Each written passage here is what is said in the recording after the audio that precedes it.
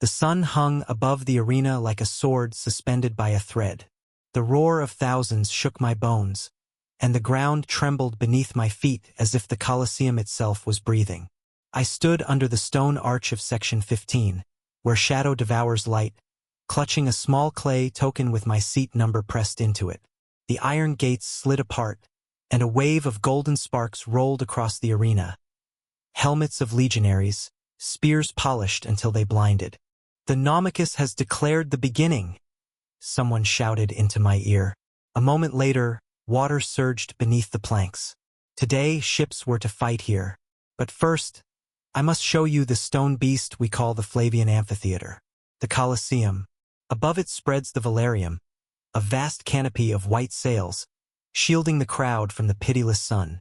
Sailors from the Misenum fleet handle the rigging. When the wind shifts, the sails flap and the ropes whistle like a ship at sea. Inside, order reigns without command.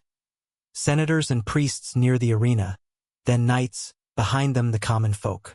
Women sit higher, close to the heavens. Slaves and the condemned have no place at all. Each of us holds a tessera, a small clay ticket with our tier, section, and row. Stone, people, sweat, and oil merge into one living creature, Rome. Beneath the arena lies another Rome, darker, wooden, the bowels of the beast. The hypogeum. Corridors, cages, trapdoors, hoists. With a shove of a gatekeeper's arm, the floor blooms with hatches, and animals, scenery, or men rise into the light. I once descended there as a scribe for the builders, and I saw an entire room lifted skyward with the push of a lever. Magic? No, Roman engineering, the arithmetic of spectacle. Today, that same genius has turned the stage into a sea. At the inaugural games of Titus, son of Vespasian, Rome surged here like a tide. 100 days, 100 days, of blood, brilliance, music, and politics. I remember the first roar when the emperor appeared in his box, priests beside him, statues of gods behind him, and before him, we, his people, inhaling his majesty as if it were incense. They say that for these celebrations, the arena was flooded to stage mock naval battles. Namakii. Planks were removed, cisterns unleashed, water thundered in, and soon a dark surface circled the sand, reflecting sky and oars. Golden ships crashed into one another, and the crowd's palms stung with salt and terror. Was it engineering or illusion? Cannot say. But I heard the splash, saw the water stream down the steps, and saw Titus smile like Neptune crowned. Tomorrow, though, not ships but men will face the sand. And blood does not flow as easily as water. I grew up with this beast. As a boy, I was led by the hand up to the highest tier, where the wind carried the smell of dust and roasted chestnuts.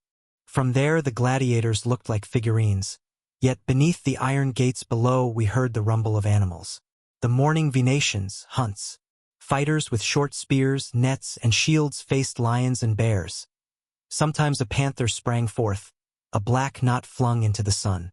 Once, 2 trapdoors opened at once and 2 lions stepped onto the sand together. They lifted their noses to the wind.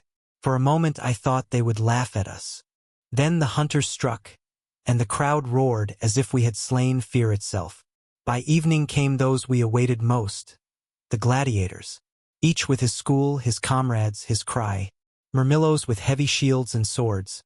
Thracians with curved psyche. Retiarii with tridents and nets, hunting their prey. The secutors with smooth, crested helmets. Sometimes the summa rudis, the senior referee, stepped in to remind us that even blood must follow rule. And when the emperor's hand lifted, tens of thousands of necks craned for his thumb. Mercy or death, it hardly mattered what the gesture meant. All that mattered was power. The Colosseum changed its face faster than any actor's mask. One day, the arena was a garden.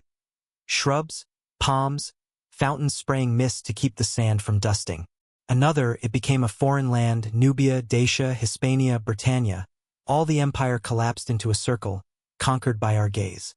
We cheered victories, but we also lost something within ourselves.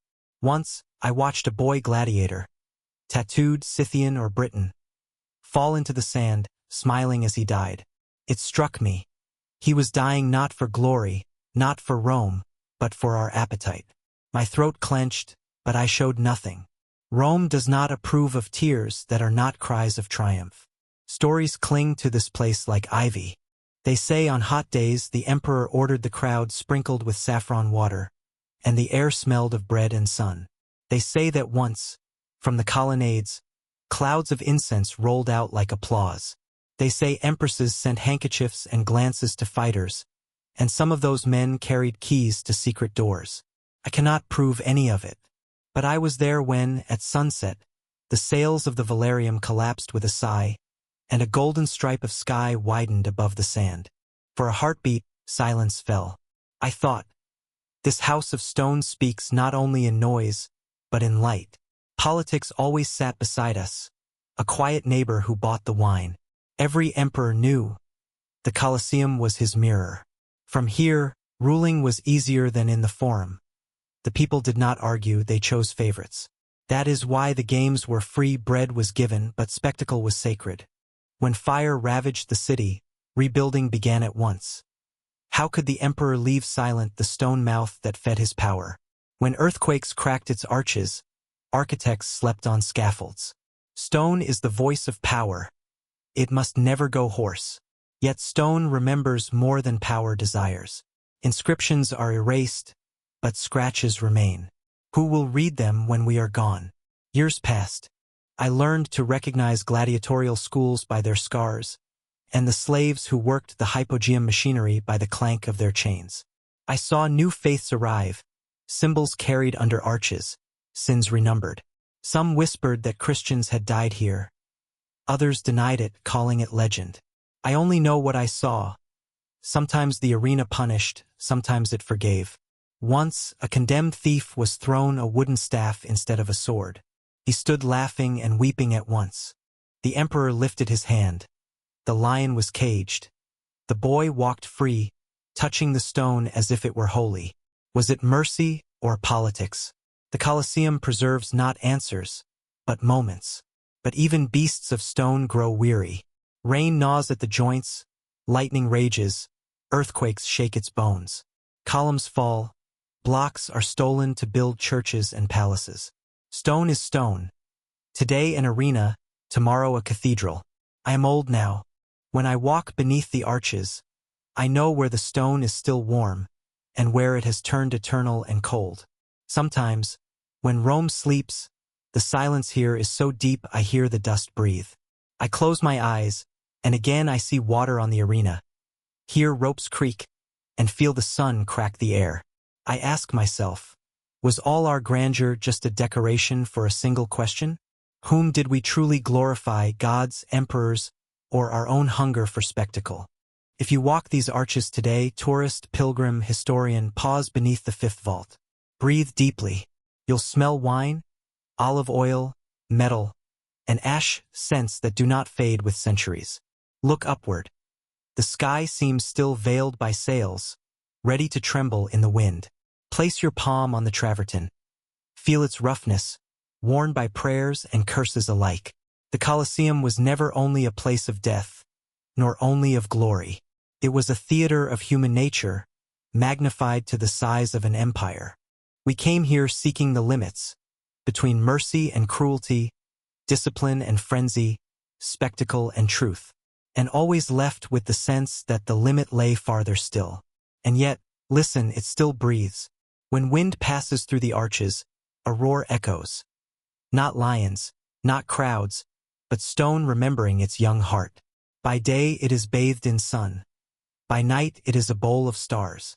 To anyone who dares climb to the highest tier, it still asks its ancient, irresistible question. What are we willing to give just to keep from looking away?